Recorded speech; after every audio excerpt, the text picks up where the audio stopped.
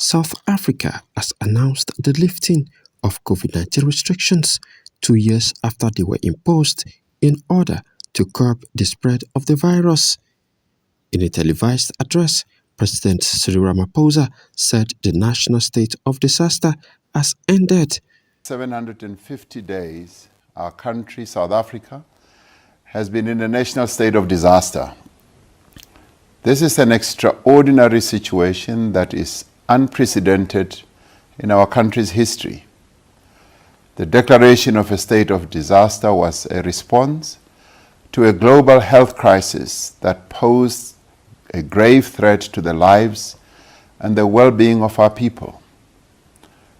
There is no doubt that such a response was necessary under these circumstances. The declaration of the national state of disaster on the 15th of March in 2020 enabled and empowered government to take the measures that prevented many more people from becoming severely ill and saved countless lives.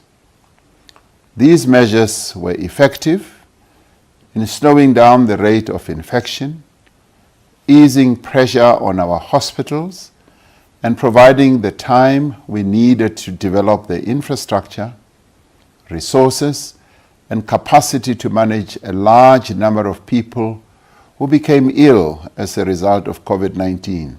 The president says the easing of restrictions come as lesser death and COVID-19 positive cases are reported compared to when the virus was first detected in South Africa.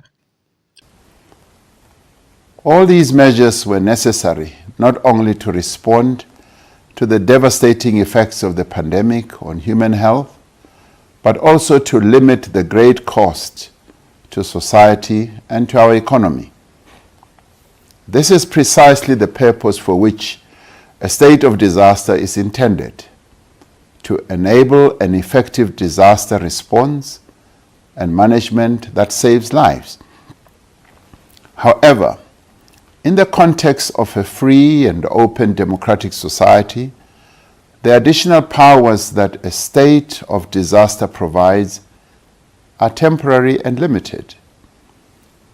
Masks will be required indoors for another month. Also, in the new regulations, international travelers will need to show proof of vaccinations or a PCR test not older than 72 hours. He said although the pandemic was not over, he was confident that there were only better times ahead. Mr. Ramaphosa said it was important lifting the ban to boost the South Africa's economy and create more jobs. South Africa has recorded far more coronavirus cases, more than any African country, while accounting for almost a third of infections across the continent.